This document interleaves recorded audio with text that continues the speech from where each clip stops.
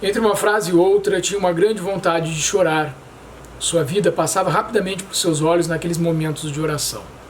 Logo, tudo se repetiria. Os tantos momentos de desespero, a casa toda cheia de barro, a batalha para limpar, as crianças chorando, Juliana reclamando de tanta desgraça, e ele ali, tentando contornar a difícil situação.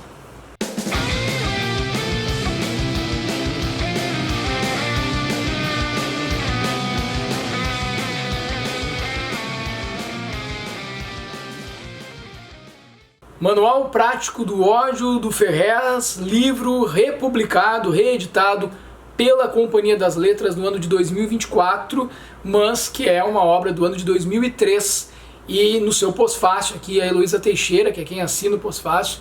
ela vai nos questionar justamente sobre o que teria mudado de 2003 para os dias de hoje.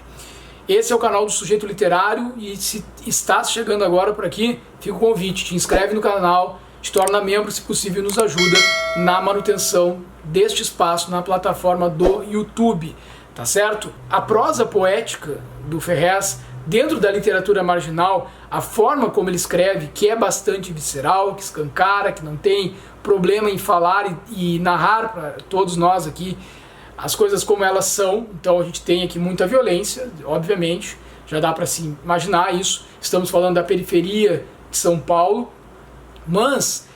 tem algo aqui desta relação vida e morte, porque é isso. Estamos falando de violência na periferia. Quem vive na periferia ou já viveu, seja nos grandes centros urbanos, seja até em espaços do interior e seja para além, inclusive, de São Paulo, porque eu mesmo falo aqui do Rio Grande do Sul e muitas coisas aqui me lembraram a minha infância, dificuldades que os meus pais passaram. Nós tivemos que mudar de casa, dificuldade para pagar aluguel, por exemplo. A minha realidade, a minha realidade com os livros, né? Como foi meu primeiro contato com livros? Eu não tinha essa quantidade de livros que vocês veem aí atrás desde pequeno. Os primeiros livros que eu tive contato, eu ganhei de presente de uma tia minha que era professora, e depois os filhos lerem, depois os meus primos não terem mais interesse naquelas leituras, chegavam lá em casa alguns livros, principalmente da coleção Vagalume, também gibis. Então o meu primeiro contato foi esse. O pai tinha alguns livros, meu pai tinha um problema de visão muito forte, assim, mas meu pai e minha mãe, 2 funcionários públicos, então nós não tínhamos muitos livros em casa. Meu pai gostava muito de Machado de Assis e Agatha Christie, então ele tinha os seus livros por lá, mas ele foi piorando, inclusive, questões de saúde, não só da questão visual, e aqueles livros eles ficavam mais ornamentando ali a estante da sala. E nós passamos por muitas dificuldades. Então, assim, para mim, que sou dos anos 80, do interior do estado do Rio Grande do Sul, muito daquilo que foi dito aqui eu identifiquei como uma realidade própria de periferias de todo o nosso país. Esse é o primeiro ponto. Então não é algo, embora seja bastante localizado, embora traga essa questão na essência ali da periferia de São Paulo, obviamente, tu vais identificar algo para além da periferia de São Paulo. E essas questões de referência, sejam midiáticas, TV, rádio, jornais, revistas, livros, enfim, tudo isso, para quem viveu como eu vivi os anos 80, 90, eu nasci no início dos anos 80, 1983. Então, para mim, muita coisa aqui que é dita é assim, eu leio e faço todo o imaginário, assim, eu trago aquilo para minha realidade. Mas para quem não viveu essa época, para quem é mais jovem, também é interessante. Para quem é mais velho do que eu, também, obviamente, vai identificar essas referências. Então eu acho que é um livro para todos, com aquelas pessoas que se defrontaram com essa realidade dos anos 80, 90, a virada para os anos 2000, quanto para quem é mais jovem tentar perceber, e vai identificar aqui, que as questões que envolvem o Estado, principalmente, as políticas públicas, elas são urgentes ainda hoje e já existiam nessa época. Quer dizer, o pouco que avançamos e o quanto retrocedemos nos últimos anos em se tratando de governos que cada vez mais quiseram tirar do Estado o seu papel social de investimento em políticas públicas. Então isso aqui está no cerne dessa discussão, porque nós vamos ver aqui a questão muito forte do subemprego e, de pano de fundo, essa discussão da necessidade comum a todos da comunidade e da forma como cada um faz o seu malabarismo diário na busca pela sobrevivência. Então, ao final da obra, essa prosa poética vai nos trazer aqui um relato, que eu não vou te dizer qual é, nem porque é, nem como que é, mas que me lembrou muito, inclusive, a escrita de John Williams no livro Stoner, para vocês terem uma ideia. Estamos falando de vida e morte, estamos falando de conseguir narrar a experiência de vida e morte cotidiana de quem vive na periferia de forma tão emblemática, tão marcante, tão pulsante, tão capaz de nos transportar para as cenas, para os diálogos, para as dificuldades dessas pessoas, para desfazer estereótipos e olhar com um pouco mais de empatia e humanismo para com aqueles que vivem em situações degradantes, situações de subsistência realmente nas periferias do nosso país, e identificar essa urgência de vida e morte que os acompanha na sua rotina, no dia a dia, constantemente, inevitavelmente, da hora que acordam até a hora que vão dormir. Então nós temos aqui um grupo de amigos. Este grupo de amigos é Regis, Lúcio Fé, Celso Capeta, Aninha, tem uma personagem feminina aqui,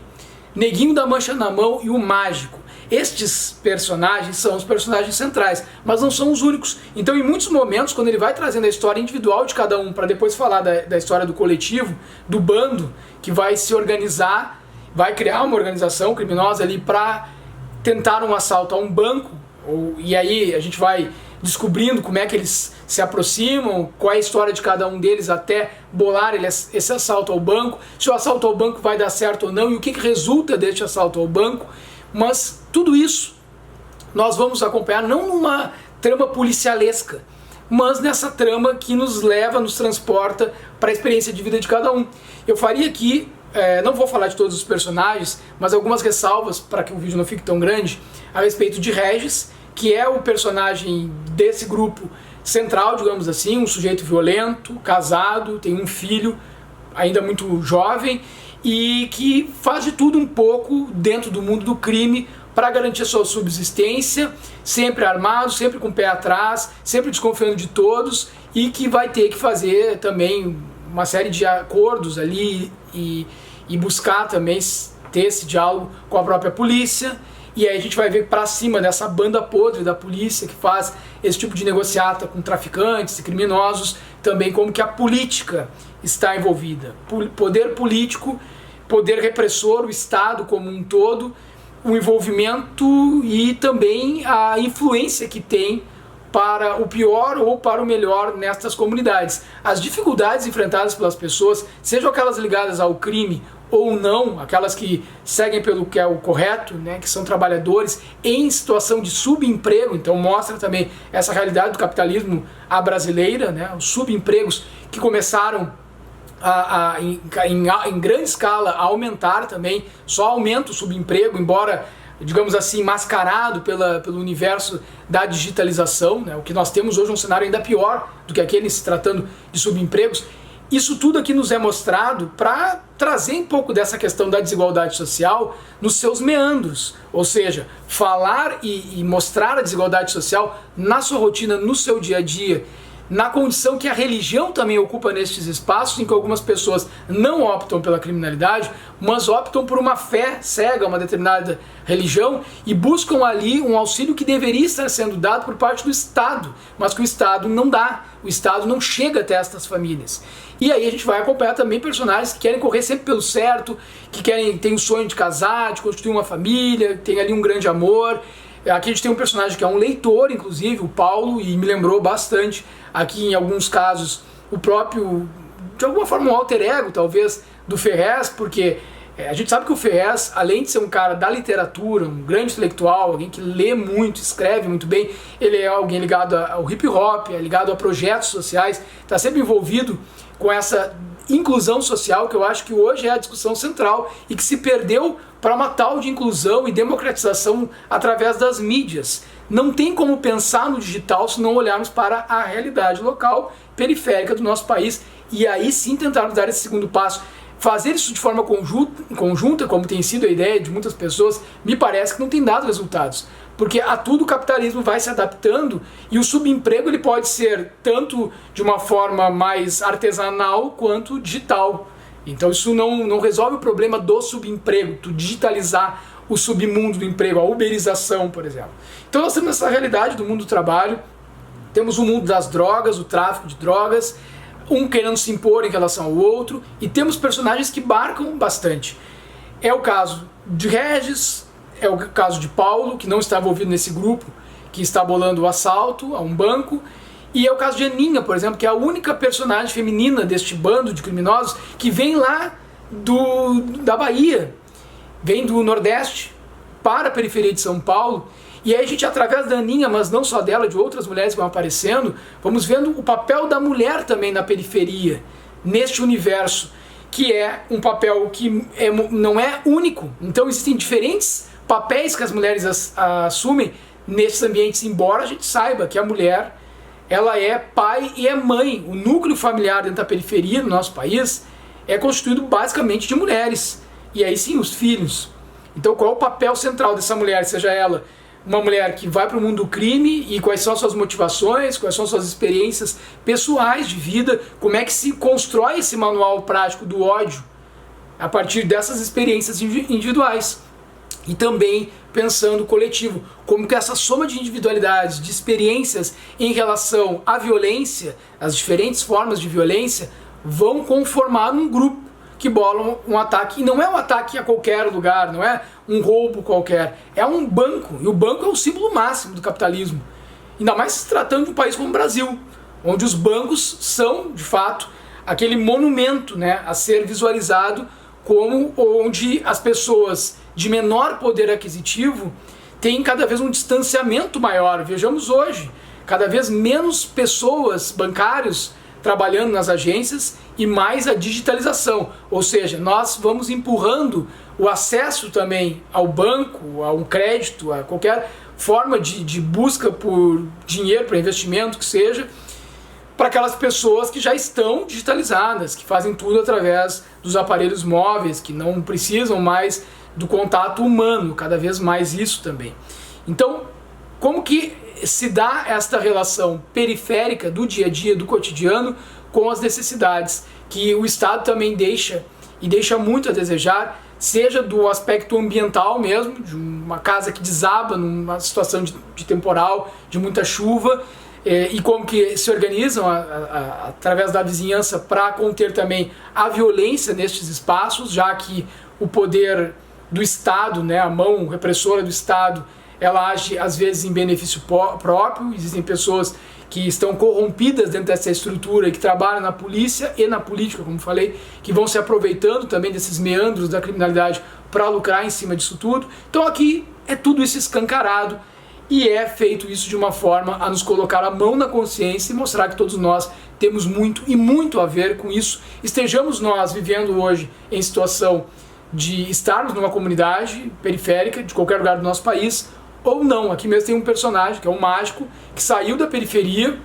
e que é o cabeça desse grupo, é o cara que não se envolve em pegar em armas para cometer os ilícitos, mas que pensa tudo, que bola, que faz toda a estratégia, mas que ele também segue um manual deste ódio. Todos seguem um manual prático de ódio. Cada um entrou nesta escolarização do crime, digamos assim, cada um adentrou a esta relação com o ódio de uma forma diferente, mesmo aqueles que não estão ligados ao crime, mas que são afetados pelo crime, pela ausência do Estado e das políticas públicas em suas vidas. Manual Prático do Ódio de Ferrez, leitura indispensável para o Brasil nos dias de hoje, no ano de 2025, e com certeza, se tu fores assistir este vídeo mais para frente aí, se chegares até esse vídeo, este livro continuará sendo atual e necessário para que a gente possa avançar, não só do ponto de vista individual, mas também coletivo, do ponto de vista de uma comunidade, do ponto de vista de estarmos realmente irmanados e modificar tudo aquilo que o Estado parece, até os dias de hoje, que ainda não compreendeu que precisa ser resolvido a partir da cultura, da educação, da literatura, de referências como o Ferrez. Aliás, como diria o rapper crioulo, inspiração é Black Alien, é Ferrez, não é Tia Augusta, verso mínimo lírico de um universo onírico, cada maloqueiro tem um saber empírico. Com certeza, rap forte, pode crer, é Ferrez, com certeza, essa inspiração para que a gente possa pensar tudo isso que falei para vocês. Também o rapper crioulo fica aqui aproveitando, né, a esquiva da esgrima, as canções do crioulo, que a gente possa ter contato com essa sabedoria, essa ancestralidade que também passa por aqui, que vem da periferia, através da música, da literatura, para que possamos, dentro do nosso universo, pelo menos, da comunidade que nos cerca, da periferia da nossa cidade, nos envolvermos, assumirmos o compromisso social de fazermos a nossa parte, além, é claro, de cobrar do Estado para que faça a sua em termos de políticas públicas, nós, cada um de nós, nos envolvermos para mudar essa realidade que tanto está cada vez mais violenta, sufocante e insuportável de se viver, com a violência policial, com a violência da periferia de modo geral, com a criminalidade que necessita, urge por cultura, por sabedoria, por literatura, por tudo isso que estas referências que eu trago para vocês como Ferrez, como Criolo, têm para oferecer e para nos inspirar a agir também, além de falar e dialogar por aqui. Um grande abraço para vocês, até a próxima, é isso, tchau, tchau.